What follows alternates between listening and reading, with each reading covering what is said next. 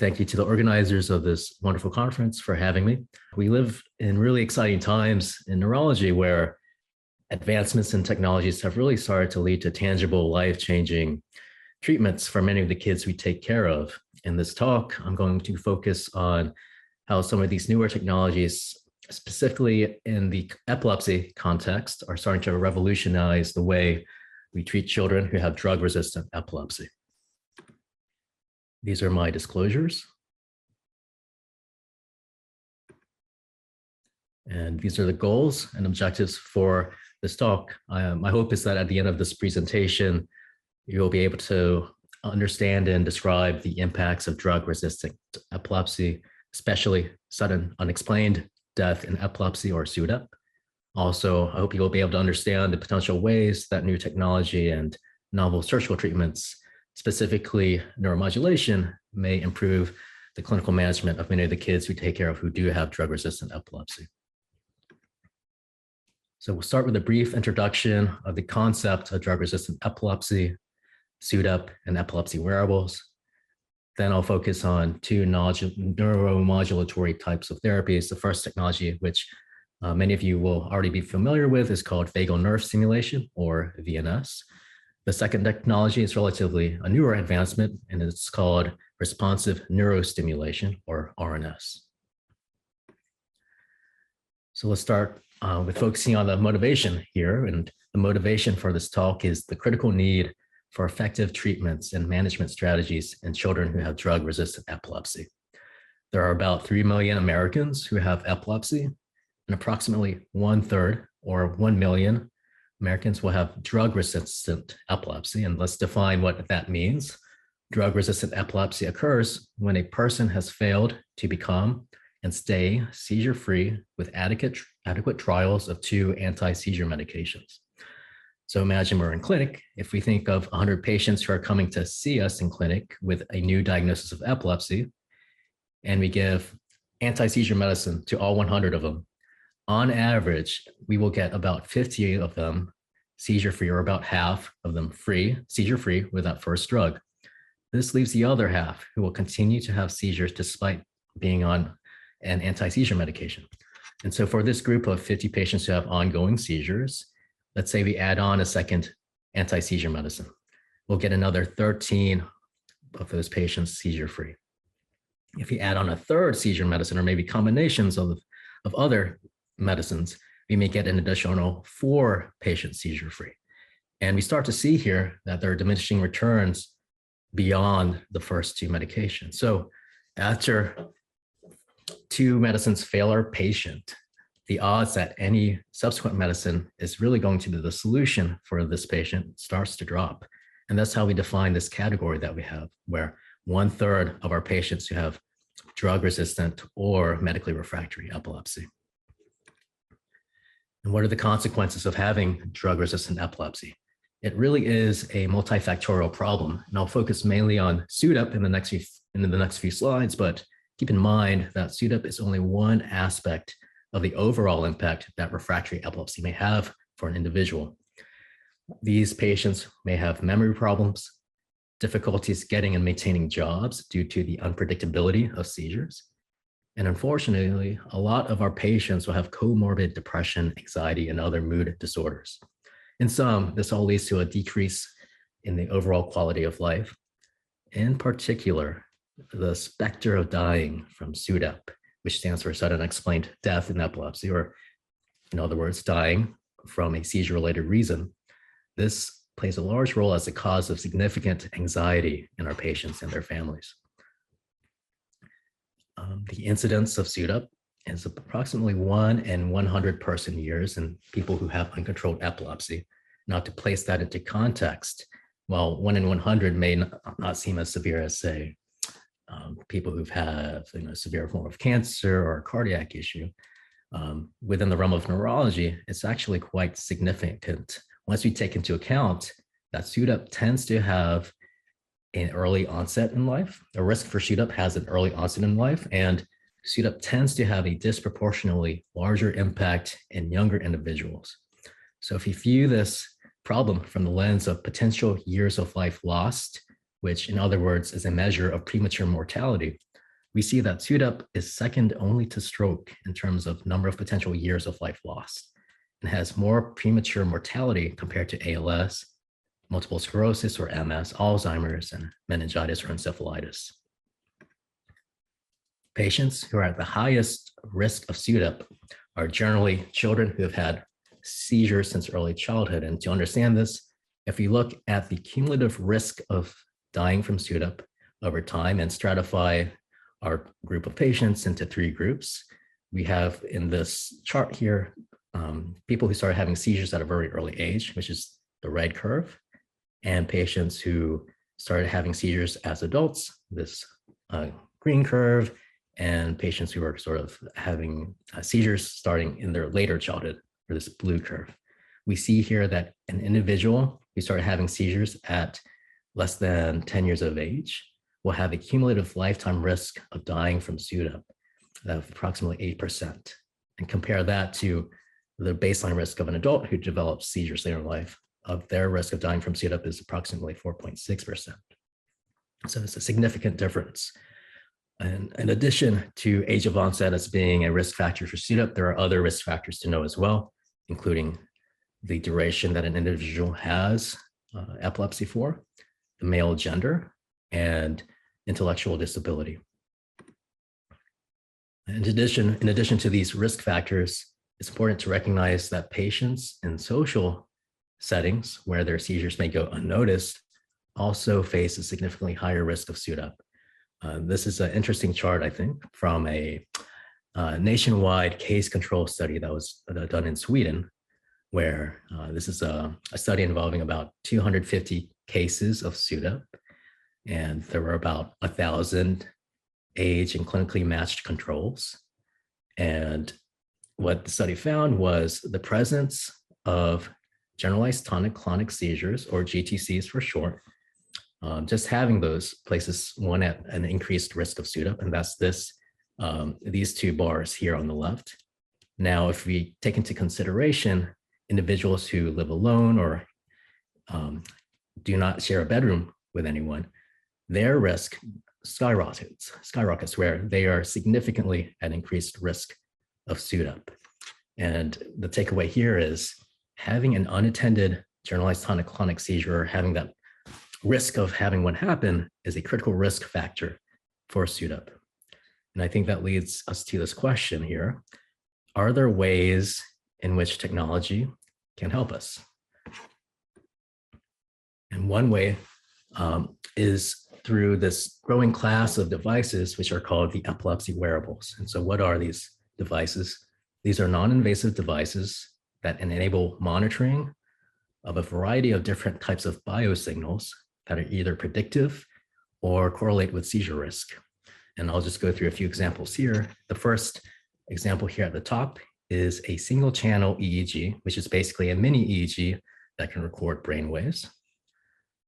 The second example here is a device that measures muscle activity, or EMG for short. And so this is meant to detect generalized tonic-clonic activity. And this third device at the bottom is a wristwatch, basically, which has an accelerometer that measures movement, a photoplethysmography, which can monitor oxygen saturation, and an electrodermal activity monitor, which can measure changes in autonomic nervous system function. And in combination, this watch can detect seizures quite accurately. It's the only device of the three that is actually available. And this, to note, this is available with a prescription from any doctor. It doesn't have to be a neurologist. There are also other devices which lots of families have found useful. On the top left here, we have video-based seizure detectors, and the SAMI is probably one of the more popular versions, but basically this is a video monitor that is combined with machine learning or AI, which can detect abnormal looking movements that might look like a seizure and notify the family if a seizure is occurring. Not really a wearable, but still technology that integrates quite nicely with wearables are epilepsy applications, which enable improved monitoring of medicine, compliance, side effects, and can also really help a patient track their seizures over time. And let's explore the main motivation behind why you might want to try and monitor a seizure. And so the way it works here is, let's say we have a device. This is the seizure detection watch, which detects a seizure. The way it works is it will then, after detecting a seizure, send an alarm or an alert to a caregiver's phone, which lets caregiver know. And for a lot of families, they have a acute seizure rescue medicine that they can squirt into the nose or rectally, and allows the family to administer that as soon as possible, which can reduce morbidity from a seizure. Now, a limitation here is how accurate these are. They are quite sensitive, where they can catch seizures quite well, especially generalized tonic-clonic seizures. And some of the newer devices report a sensitivity of upwards of 98%. However, even the best devices are not perfect and may have what we call false alarms, which is when they send a trigger to a family that a seizure is happening, but in actuality, that patient may just be playing or not actually having a seizure. And the false alarm rates for the devices that are currently available range from 0.2 to 0.7 per day. Another way of understanding that is approximately that's one false alarm triggered once per day, ranging from once per day to once every 5 days or so. And just to dive a little bit deeper into one of these devices, this is a readout from one of the newer epilepsy smartwatches that are available, just showing what the raw data that is picking up on looks like. And this was actually a kid, an older kid, 18-year-old, who died from SUDEP and was wearing one of these watches. And we see here the limitation that some of these watches encounter, where the red bar here, and time is on the bottom or the x-axis here, and this red highlighted region is when the seizure happened. The watch captured the seizure accurately. This is the accelerometer showing a lot of movement, generalized tonic-clonic activity happening during the seizure. There is a pause in breathing or an apnea that happens at the onset of the seizure. And the watch appropriately sends a caregiver an alert that a seizure has happened. Unfortunately and this is just the reality, the caregiver did not find the patient until about 15 minutes later. And at that point administered CPR 15 minutes later. And unfortunately, this patient ended up passing from SUDEP. And this illustrates the point where even if we do have accurate seizure detection, unless there's a way to rapidly intervene, the device hasn't served its purpose, which is basically providing a seizure treatment that's too late. The other limitation I alluded to earlier is that these devices are not perfect and may issue false alarms. And it's sort of akin to the boy who cried wolf, or alarm fatigue, where if a device is just pinging us with too many alarms, we start to tend to ignore the alarms.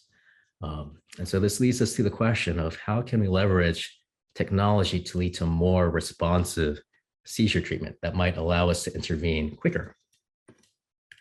And that's when I'll segue into the next portion of my talk, where we'll see how neuromodulation potentially fills that gap to be able to provide more acute and responsive seizure treatment. But as a prerequisite to understanding that, it will be helpful to understand the bigger picture of epilepsy surgery management and where neuromodulation fits into that bigger picture. So next, I'll introduce the concept of epilepsy surgery treatments for drug-resistant epilepsy.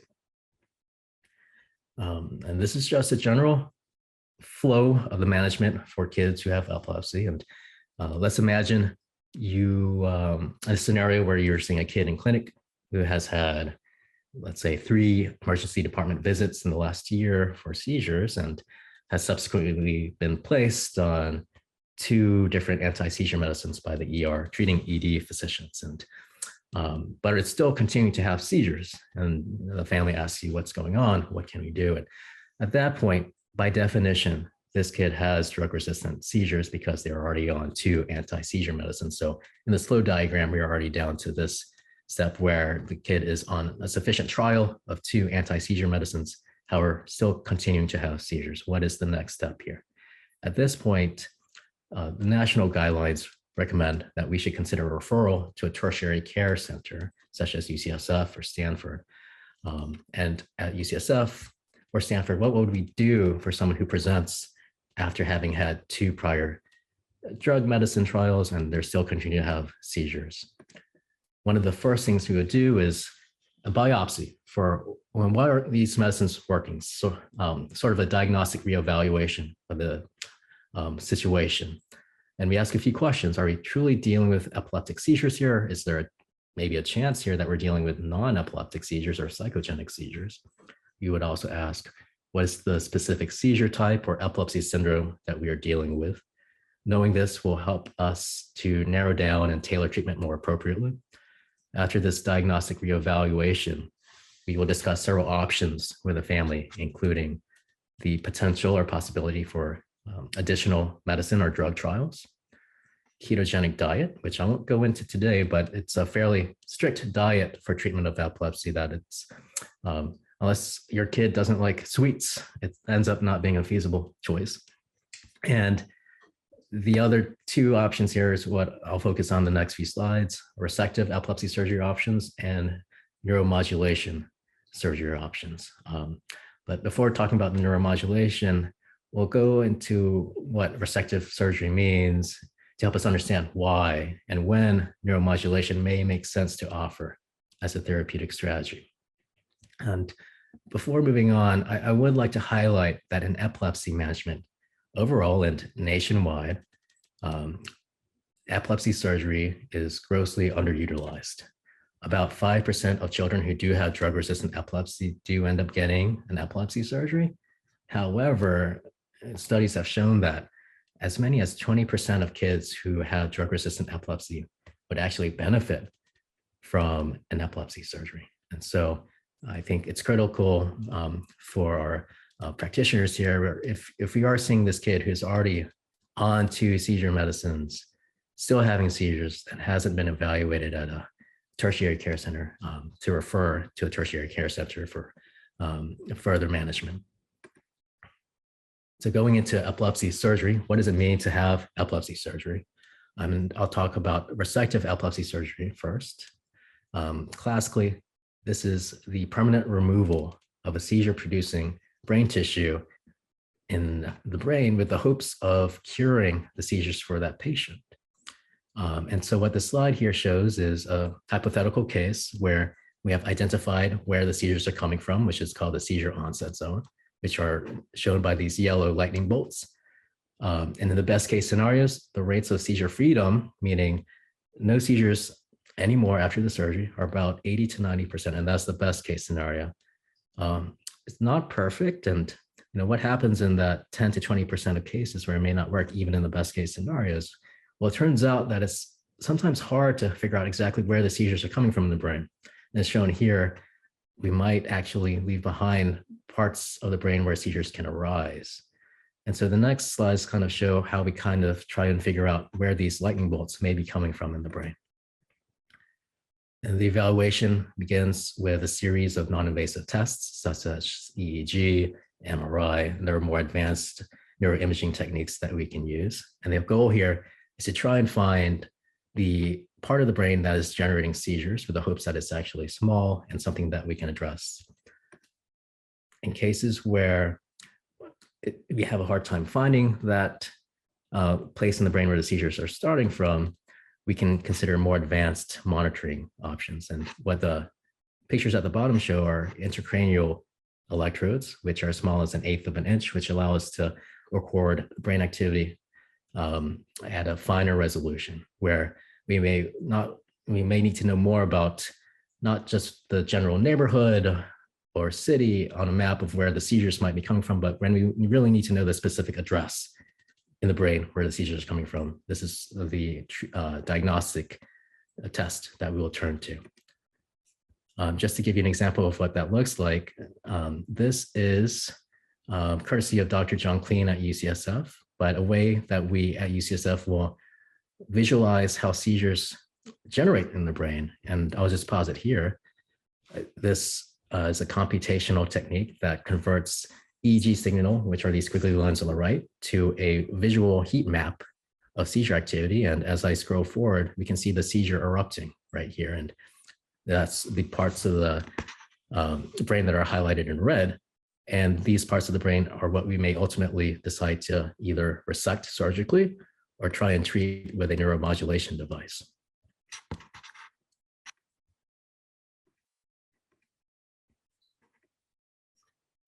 Now, epilepsy surgery, resective epilepsy surgery does have its limitations.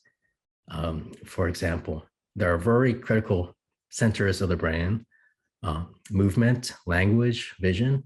If that seizure onset zone, or the place in the brain where seizures are coming from, is really close to those critical brain regions, we may not want to remove it. That would lead to a risk of morbidity after the surgery. And these are cases where neuromodulation may be potentially helpful.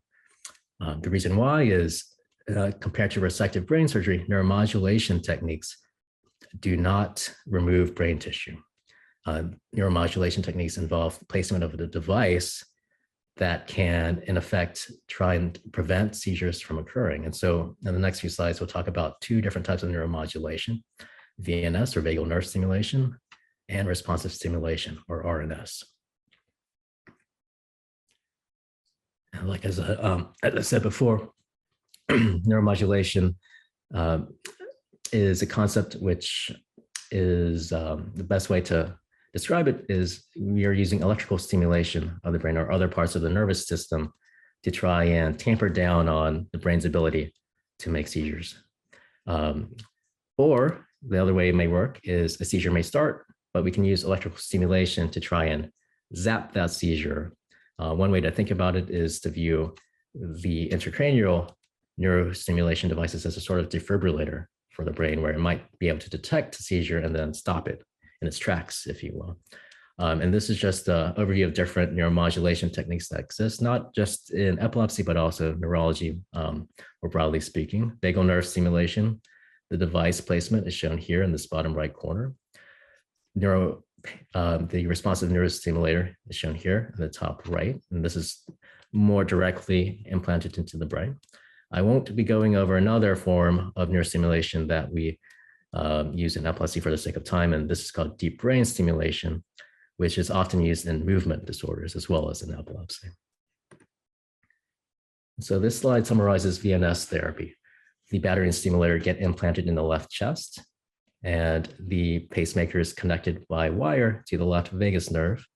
And it turns out that electrically stimulating the left vagus nerve allows for electrical pulses to hitch a ride up the vagus nerve to the brain where they can control seizures. This is a short outpatient procedure taking approximately an hour or two. And the VNS can control seizures by sending the small pacing signal, small electrical pulses to the brain all day, every day, every few seconds. And these pulses prevent or make it harder for seizures to occur. One of the nice things about VNS is its long track record. It was originally developed in the 1980s based on technology that was originally developed for cardiac pacemakers. The picture on the bottom left shows how the device has shrunk quite a bit over time. In 2011, we had the first long-term outcome study that was published showing that at least half of these patients will have at least a 50% reduction in seizures or greater. Lots of patients may have at least an 80% reduction in seizures or better. And as technology has progressed, we've gotten new features for this device. In 2018, some of these newer features became available, including heart rate monitoring and autostimulation, which is the ability of the device to actually detect a seizure, making it more responsive. And this has translated into an improvement into how well the VNS works, where before this responsiveness, the success rate on average was about 50%, meaning at least half of patients will have a better than 50% seizure reduction. With the responsive VNS, that has improved to about 70%. And this is just an illustration of how that responsive closed loop kind of therapy might work. This is EEG from a patient who has a VNS device and seizures. And I know this is a complicated slide, but what I'm showing is a seizure. And that's these squiggly lines here that start to get bigger and bigger. And what's going on here is that this purple mark, the VNS has detected that the heart rate has increased because of the seizure and provides extra stimulation to try and stop the seizure. And we see here that that attempt at stopping the seizure was successful. And while its effectiveness is great, we should know about the limitations of VNS. The main side effects we run into are related to how the VNS connects to a small nerve near the voice box. And so most of these side effects are related to irritation of the voice box, which can cause cough, sensation of shortness of breath, or voice hoarseness. Fortunately, these side effects do taper down over time as an individual gets used to the device. And how well does this work on SUDEP? This is a figure that showed how patients did after VNS surgery year after year. And we can see clearly here that compared to the red curve, which is the baseline SUDEP risk, patients who got VNS had at least a 10% reduction in their SUDEP risk over time. So now I'll pivot and briefly talk about RNS, a very different type of neuromodulation. This is a movie that shows how it works, where we have here 2 electrodes that are connected to the brain, and it detects brain activity, which is this blue highlighted region, and the seizure is this red highlighted region. And we program the device to try and detect a seizure. When it detects a seizure, it will try and zap that seizure with electricity to stop it.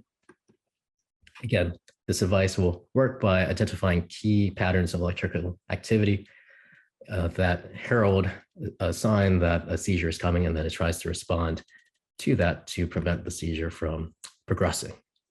And just showing that in a stepwise sequence that after detecting a seizure, the device responds by providing local electrical stimulation at the implanted electrode to try and stop the seizure. And we call this the RNS system because it's a system of interconnected components. The one we just looked at is the neurostimulator and the electrical leads that live in the brain. The patient actually gets a laptop and a wand, and they are able to download their own brain recordings and upload them to the cloud. And we can actually look at and study and analyze and change our treatments based on what the patient is uploading. And so it allows us a way to see what's going on under the hood. We don't do it every day, but we could if we wanted to. Now, it's important to know, who is this for? Who may be eligible for this?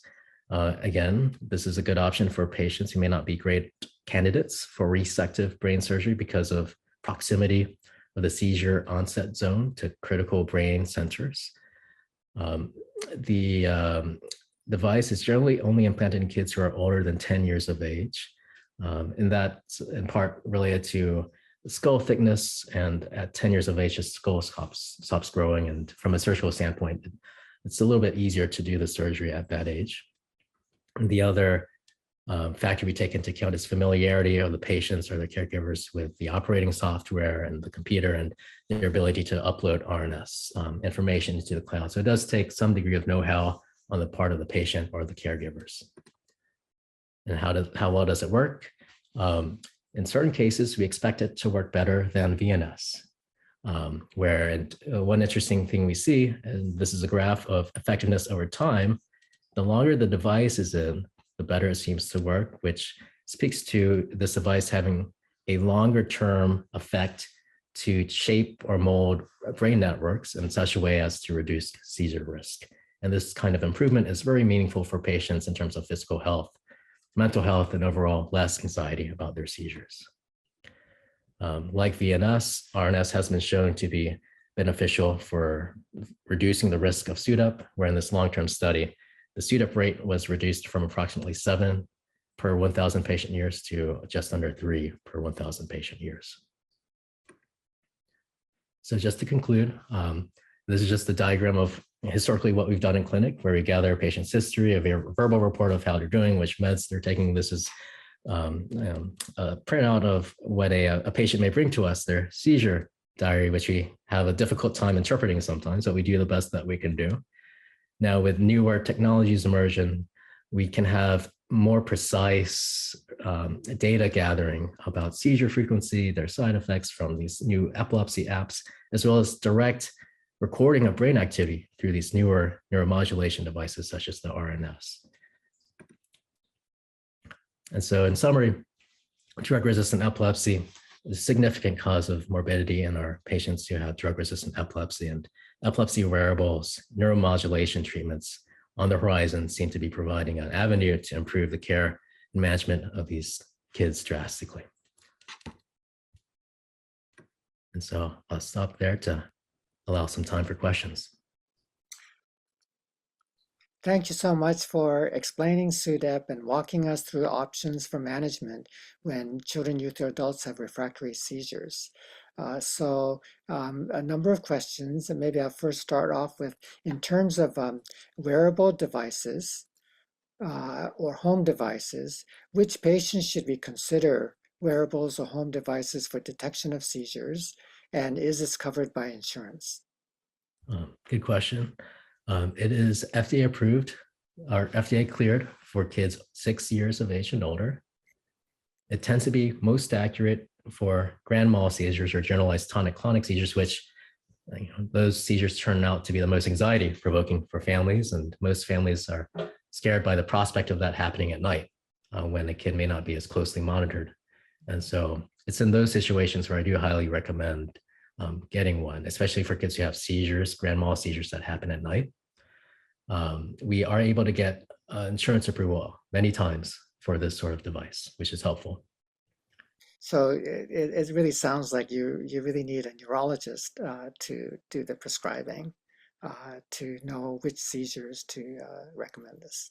Well, yeah, it can be hard to tease out if it's actually grand mal seizures versus some other seizure type, but if there seems to be some kind of convulsive or shaking activity involved, that's what the device will best pick up on, the shaking of the extremities. So a couple of questions about SUDEP. So one has to do with in patients with profound intellectual disability, with history of uncontrolled seizures who pass away in the middle of the night, is there a way to know if that is SUDEP? I'm sorry, I was coughing and I missed the last few words. Sure. So if a patient with profound IDD and intellectual disability with history of uncontrolled seizures pass away in the middle of the night, is there a way to know if that is SUDEP afterwards? There is. There are a few ways that it is done. One way is to, through an autopsy, make sure that there was no other cause that may have led to that kid's passing. And on that autopsy, there are telltale features that one may find, particularly in the lungs, where there's a certain pattern of pulmonary edema that seems to sometimes occur in kids who have SUDEP. And oftentimes it ends up being a diagnosis where it is not definitely confirmed. And so there are varying levels of confidence we have for a diagnosis of SUDEP post-mortem, where we can be either definite, probable, or possible. And that's something that studies take into account.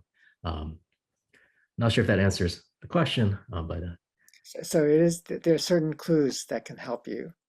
And then the other SUDEP question is all SUDEP preceded by a tonic-clonic seizure? Well, unfortunately, lots of times the situation we find is a kid or adult who's just fell down in their home. And in those situations, we don't know what kind of seizure led to the SUDEP.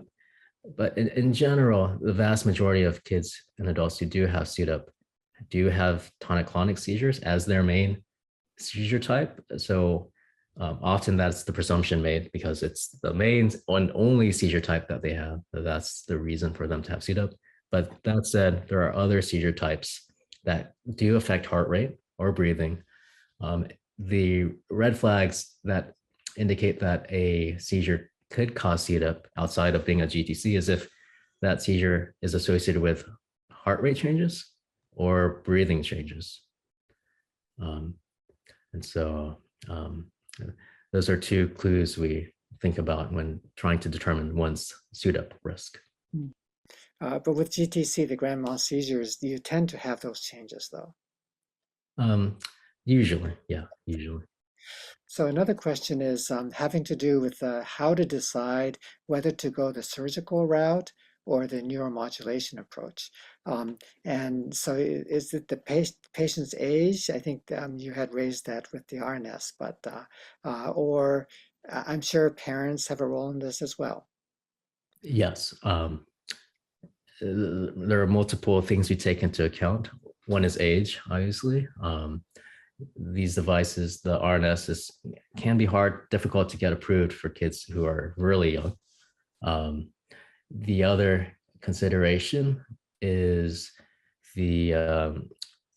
what the testing has shown us, where if there is an obvious kind of a tumor, for example, or a vascular malformation or something that shows up on the brain MRI, it's a clear cause for the seizures. If it's a tumor, we sort of lean towards trying to remove the root source of the problem. And in that sort of context, putting a RNS or a neuromodulation device on top of the tumor is almost like a little kind of a Band-Aid of sorts, where if there's a potential to remove the root cause of the seizures, be it an old stroke and there's scar tissue there, usually our inclination is to suggest the resective brain surgery option as opposed to the neuromodulation option. But that said, we do very much take into account family preferences for surgery, and reasonably so. A lot of families will be anxious, and I would be too, about the prospect of having a major kind of brain surgery where you're removing brain tissue, right? And I think in those situations, if we want to avoid a more drastic kind of surgery, neuromodulation is more of a middle ground where we aren't actually removing brain tissue. And in that sense, it's a more conservative option. Okay. And so I think we'll have our last question, which is the RNS programmed to detect the type of seizures from the EEG? That's a really good question. And so the way the RNS works is after a seizure, the family can swipe the device with a magnet and it logs the seizure. It logs that brain activity. And then in clinic, we can go back and say, what was the brain actually doing at that time? And that way we can see if it matches up with a certain kind of seizure pattern and that way we can tell maybe what kind of seizure happened. In general, most patients will have either one or two main seizure types, and we can assume or safely assume that it was probably one or the other type of seizure that actually happened. And the device has a sort of a learning component, it sounds like. Yes, a learning component on the operator's part, where we have to fine tune the device to try and make it work for an individual patient. Well, thank you so very much for just introducing us to these new modalities.